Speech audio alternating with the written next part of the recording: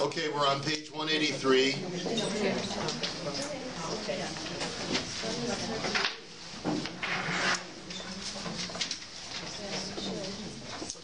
We're on page 183, paragraph 24.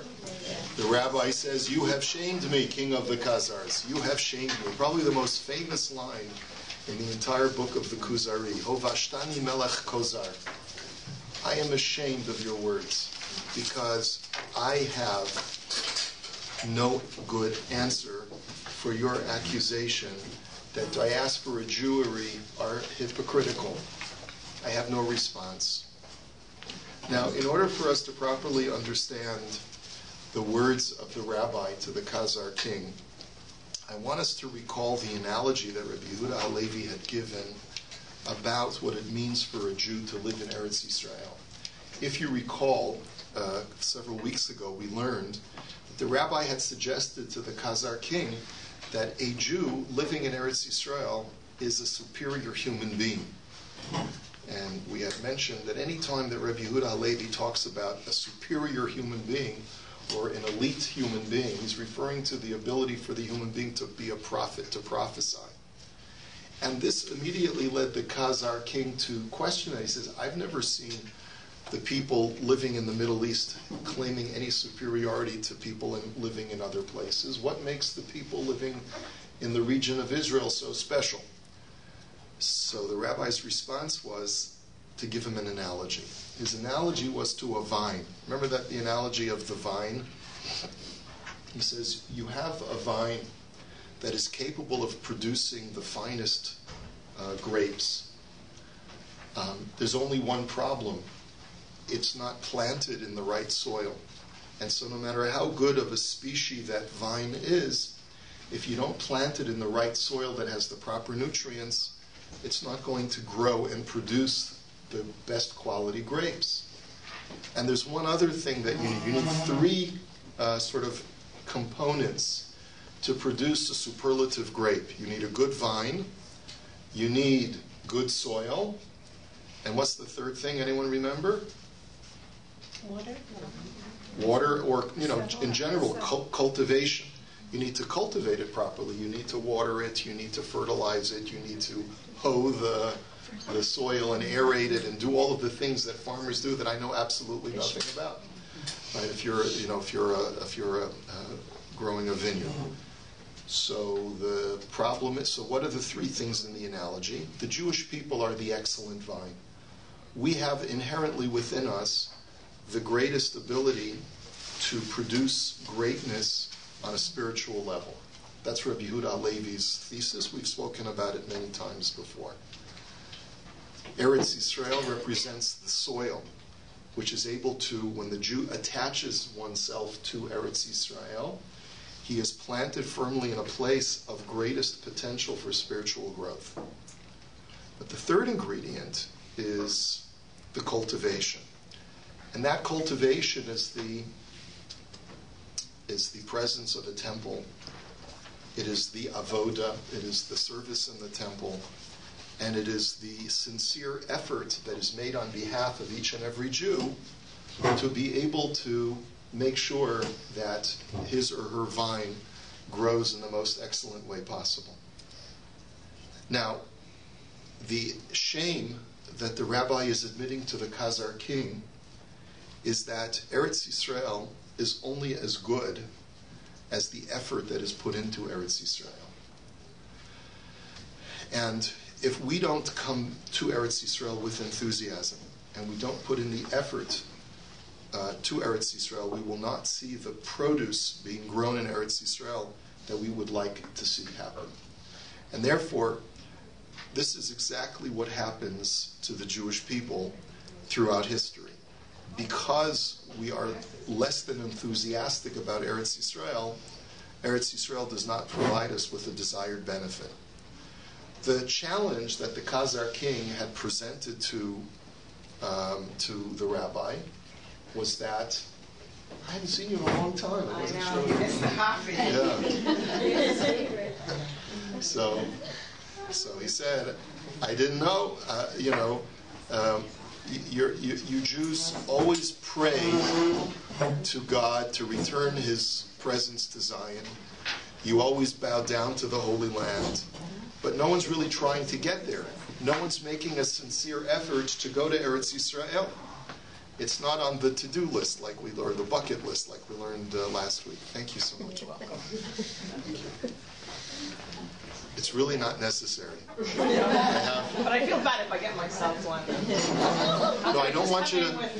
I don't want you to not come to class. In other words. No, thank you. No problem.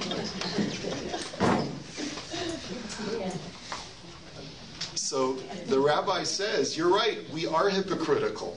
We don't live, we talk the talk, but we don't walk the walk. We don't practice what we preach. We express this great desire for God's return to Zion. But if we're not willing to return to Zion, why should we expect God to return to Zion? Why should we expect the great qualities of Eretz Yisrael to manifest themselves when we are not willing to actually go back and create that communion between God and the Jewish people? And so the rabbi says, this is exactly our shortcoming that occurred in Jewish history. And he says it is this very sin which prevented us from achieving that which God promised us for the second temple. As it says, rejoice and be happy, daughter of Zion, for I am coming and will dwell in your midst, says God. Zechariah says, I'm going to come back. Roni v'simchi bas Tzion is from one of the last prophets of Israel, which means it is being pronounced at a time when the Jewish people are preparing or are in the process of building the second temple. And Hashem tells them, I'm coming back to you. Just build the temple and I will return to Zion together with you. And yet we see that fulfillment did not take place. God did not return back to Zion, at least not in the same way that He had promised that He would, and certainly not in the same way that He had been in the first temple. This means that the divinity was prepared to dwell in the second temple as it had previously in the first temple, provided that the Jewish people would all agree to return to Eretz Yisrael eagerly. Instead, only some returned. While the majority, including the important leaders, remained in Babylon, they preferred subservience in the diaspora so that they would not have to part from their homes and affairs. And as it turns out, the majority of Jews did not return to Zion. And so guess what happened as a result? Because the majority did not return to Zion, God said, I'm not going to be the only one to show up to the party. If you're not coming, why should I bother showing up? I will show up in a way that is commensurate with your showing up. Your showing up was lackluster, so my showing up will also be lackluster. And so, one of the things... Midah keneged midah, b'diyuk. One of the things that we know that did not exist in the second temple was that there was no aron. A lot of people don't know this, that there was no ark in the second temple. If you were walking into the Holy of Holies in the second temple, you would be walking into an empty room. The Gemara does say that there was an illustration of the ark on the wall of the Holy of the Holies, of the Holy of Holies. But when the Kohen Gadol walked into the Kodesh HaKodashim on Yom Kippur, he was not sprinkling the blood of the sacrifices on the Aron Kodesh. There was no Aron Kodesh. He sprinkled the blood on the place where the Aron Kodesh had previously resided. And there was this place called the Even Shesiyah, the rock, which is where, according to legend, this is the legend that Haram al-Sharif is presently over the dome of the rock. It's not clear whether that was actually the place or not. But there was no ark in the second temple. And as a result of there not being the ark, we know, where does Hashem say that my Shekhinah will reside? Bein Shnei HaKeruvim, between the two cherubim that are on the ark. When there's no ark, the divine presence does not return, at least not in the same intensity. Now we also know, our sages tell us that Lo zaza Shechina mekotel ha'ma'aravi. You probably have heard that at some point, that you know that there's a Shekhinah at the Kotel, right? So we have to appreciate the fact that there are different words that are used to describe, the same word is used to describe different things. The word Shekhinah describes different levels of Shekhinah. In one respect, the Shekhinah never left the Western Wall, in the sense that there is always some level of residual Shekhinah in the area of the temple even to this day. But the Shekhinah, which was responsible for causing daily miracles in the first temple, that intensity of Shekhinah, that intensity of godliness that was palpable, no longer appeared in the second temple. And Rabbi Yehuda Halevi says it is a direct result of the behavior of the Jewish people who came to build the second temple. It had nothing to do with the fact that, by definition, a second temple is going to be inferior to a first temple. Not at all. He quotes from Zechariah. Hashem says, I'm ready to come back. We'll do it all over again, and we'll have a wonderful relationship the second time. But, sorry, Bnei Yisrael themselves failed to show. And therefore Hashem said, I'm not going to show up either. So this is you hear the tragedy, you hear the tremendous melancholy, the sadness in Rabbi Yehuda Halevi's voice when he says this. If only we had done our job. If only we had been prepared to enthusiastically return to Eretz Yisrael when the call came. Look at what we could have accomplished. You know,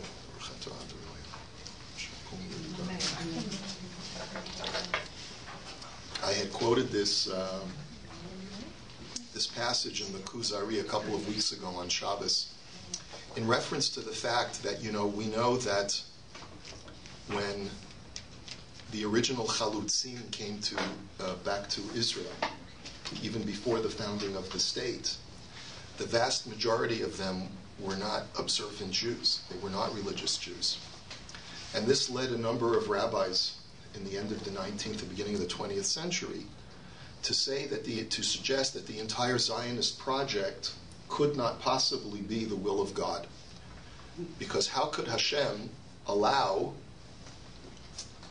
the redemptive process to take place via Mechalalei Shabbat, through people who were Mechalal Shabbos? If Hashem really wants to bring the Jews back to Zion, He'll make sure that it's done through people with long beards, that are Talmudic scholars, that are pious people. If that's really what Hashem wants, that's the way He would do it, right? But Rav Kook, one of the arguments that he made is, he says, take a look at what history shows us. History shows us not that way. When it came time for Ezra and Nehemiah to rebuild the temple, 2,500 years ago, and they made that call to people, come, we're rebuilding the temple, let's all come back to Eretz Yisrael. Do you think it was the men in the long beards who showed up to come? The vast majority of them had become comfortable in Bavel, and they stayed behind. You know who showed up? The people who didn't have that sense of comfort religiously, or socially, or familially. These were the people who came back to Eretz Yisrael. They figured they were not well ensconced in their communities. Perhaps they didn't even have a sense of community. So much so to the point where we read in Sefer Nehemiah that Nehemiah says, I'm so happy that you people are here. I just have one request. Divorce your non-Jewish spouses.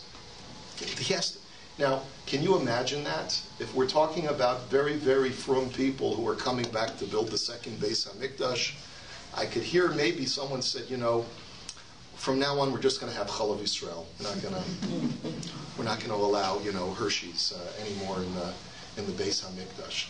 But no, that's not the policy. The policy is from now on we need to ask you to not bring your non-Jewish spouses to the Beis HaMikdash. You need to divorce them.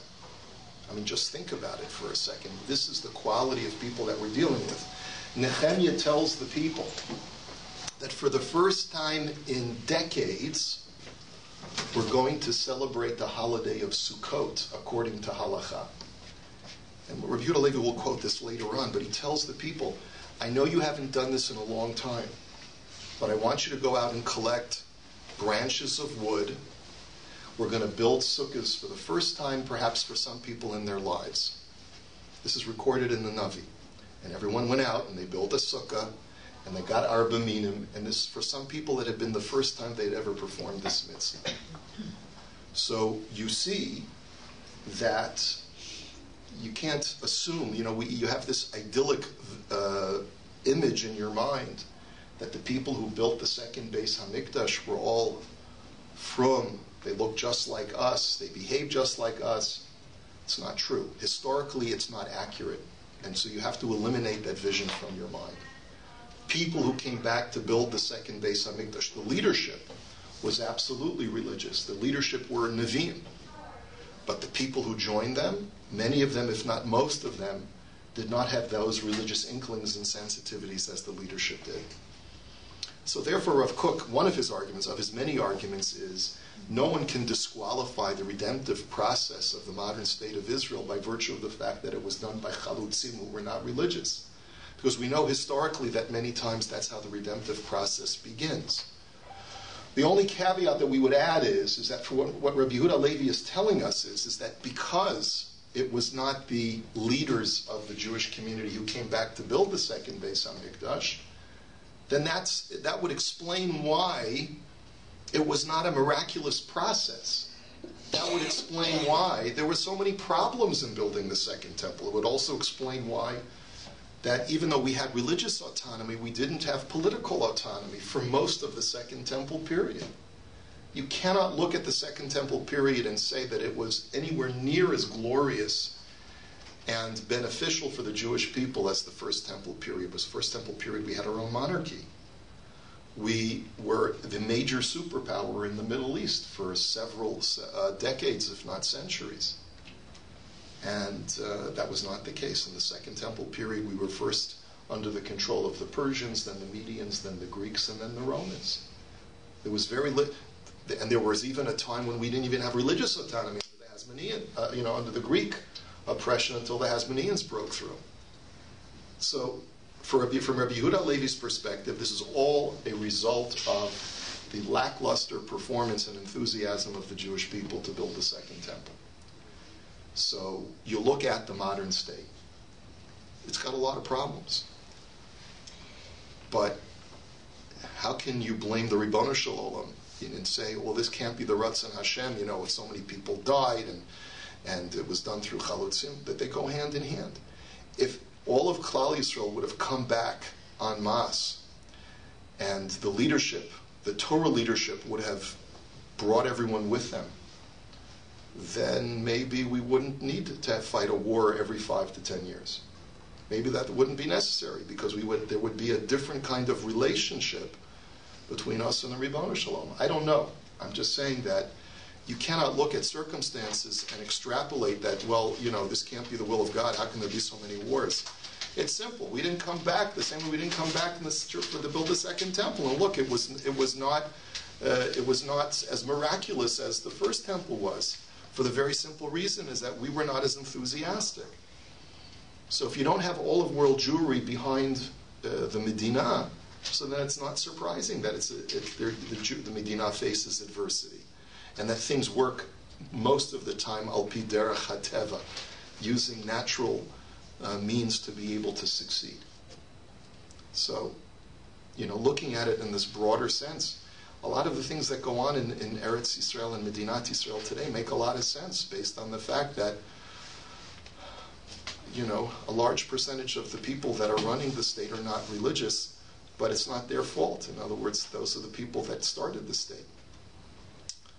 Okay. So, anyone who wants to jump in at any time, this would be the time to jump in. Go ahead. But in Rabbi Yehuda Halevi's example that you just spoke about the 3 ingredients needed, I feel like the way it's described, it makes it sound like those 3 ingredients are equal value, like 33.3%, 33.3%, and 33.3% to make up a whole. But I don't really see it that way, because you see great people in the diaspora who are the vine and have the cultivation but don't have the land. And you see people in Israel who are the vine and have the land but are so far from Torah. They don't have the cultivation. Exactly. Right. Mm-hmm. But so my point is, I don't think those three ingredients are equal. They may not be, but who's to say? Me.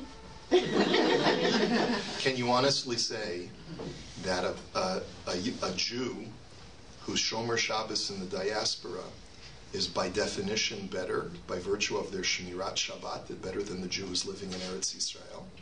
I don't know. I don't know God's system. I'm just asking if you feel that way. My response is, ich weiß nicht. No, I'm not saying one's better than the other. I'm saying that over the course of history, great people have emerged in the diaspora, and at the same time, we see people in Israel who are so far from Torah. So it just leads me to believe that those three ingredients are not equal. I don't see how you're coming to that conclusion. Everyone has free will. Everyone has free will to choose to either cultivate themselves, their vines, or not to cultivate their vines. But what does it have to do with whether you live in the diaspora or not? Because if you're saying that those three things are necessary For what? to have a Jew who reaches Their maximum really potential. high level. Yeah. So if you have someone like the Rambam who lived in the diaspora and was such a great person, he only had two of those elements. But you have people who live in Israel who also have two of those elements, but who are so far from Torah. Yes. Yes. Yeah. I think that's But a how fair much statement. more so we don't know what his potential would have Right. been had he also been living in Israel. Right. And remember, the Rambam doesn't agree with Rabbi Yehuda Halevi in the first place. The Rambam does not subscribe to this idea that the only way to reach your maximum potential is by living in Eretz Yisrael. We have yet to explore, that's what I did with my class last night for the guys. We talked about the machlokas between Rabbi Yehuda Halevi and the Rambam as far as reaching one's maximum potential, and Rambam seems to disagree with the Rabbi Yehuda Halevi. But I see your point. Your point is that as far as contributions to the Jewish people, there seem to be people in the diaspora who are great examples who have made far greater contributions than individuals who are living in Eretz Yisrael. But you're not comparing apples to apples. You're comparing apples and oranges. There are plenty of people who, this is Rabbi Yehuda Halevi's point, as Linda's saying, if they had lived in Eretz Yisrael, they would have reached that much higher. That's the point. That He's not talking about that, though. He's not talking about contribution, like how great your contribution if you live outside the diaspora. I mean, that's a separate issue. He's just talking about the individual's potential, right? Yeah. And here in this paragraph, he's talking about the national level of what we are able to accomplish as far as bringing the Shekhinah to Hashem on a national level. On a national level, we can bring the Shekhinah down depending upon how enthusiastic we are as a nation in coming back to Eretz Yisrael. Now, here in the beginning of paragraph 2 on the bottom of page 183, he launches into a discussion of Shir HaShirim. There is, and we won't start the text today because we're a little bit short on time, but I'll just use, my preface is that there are a number of you who may have read an essay by Rav Soloveitchik, which he wrote in 1956, called Kol Dodi Dofek, Behold My Beloved Knocks. If you haven't, I spoke about it a couple of years ago in one of the latest classes on Shabbos. If you haven't read the essay, I would encourage you to look for it online somewhere. Rabbi Joseph Ber Soloveitchik, Behold My Beloved Knocks. It's based upon a passage in Shir HaShirim, the 5th chapter of Shir HaShirim of the Song of Songs, in which this analogy is brought in Shir HaShirim of a lady who has already gotten into her pajamas and gotten into bed and taken off her shoes and bathed herself and is under the covers, and all of a sudden she hears the knock of her beloved on the door. And she says, I am ani yeshena v'libi er. I'm in that quasi-sleep state where I'm falling asleep, but I'm still somewhat awake. And I hear the knock of my beloved on the door, and I can even see his hand putting his hand through this lock on the door. There's a hole in the door, and I can see his hand trying to push through or wave to me. But you know what? I'm already in my pajamas. I've already retired for the evening. It's a big pain for me to get out of bed and to put my shoes back on and to put my clothes back on and to walk all the way to open the door. I'm half asleep. And so, by the time I finally do pull myself out of bed because he keeps on knocking, I get to the door and he's not there. He's not there anymore. He's already walked away because he's given up. And so I run to find my beloved, and then the chapter continues and seeing where my beloved is gone. So that's chapter 5 of Shir HaShirim. As you can imagine, Rabbi Yehuda Halevi is going to use this idea of Kol Dodi Dofek, my beloved is knocking. This was the call of Zechariah. Zechariah said, Rani v'simchi bas Tzion, ki hineniva, rejoice and be happy, daughter of Zion, because I'm coming, be ready for that day when we'll be reunited once again.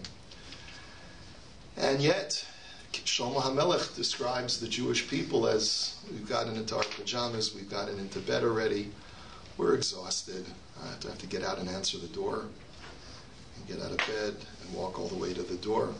By the time we finally come in this very lackluster fashion, HaKadosh Baruch Hu says, you haven't come, you didn't run to the door as I was hoping you would, as a sign of your love, so I've moved on, says Hashem. And this is the representation of the way the Shekhinah felt, God's divine presence felt, when the Jewish people did not come back in full force to build the second Beis HaMikdash. Rav Soloveitchik used the idea of Kol Dodi Dofek to tell us that there are knocks on the door that every Jew has to hear in the 20th century with the establishment of the modern state of Israel. And whether or not you subscribe, he identified 6 different knocks at the door that basically represent paradigm shifts in the identity and the history of the Jewish people that were altered because of the establishment of the modern state of Israel. And sometimes people don't want to hear the knocking. Sometimes people are half asleep, and it's too much of a pain in the neck to acknowledge the knock on the door. But nevertheless, that's the point. And so without going into further detail about the essay, if you want, maybe next time we'll take a look at it, but I would encourage you to find it and see for yourself what the 6 knocks are.